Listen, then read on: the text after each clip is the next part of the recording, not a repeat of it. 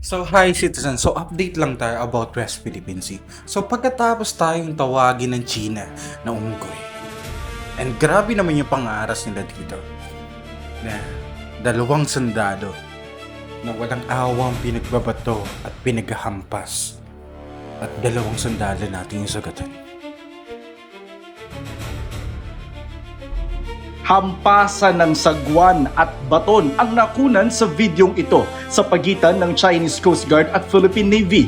Kuha ito ng Philippine Navy sa Ayungin Shoal sa West Philippine Sea kaninang umaga, kung saan matatagpuan ng BRP Sierra Madre na outpost ng Philippine Navy. Ang nasa mas malaking motorboat ang panig ng China.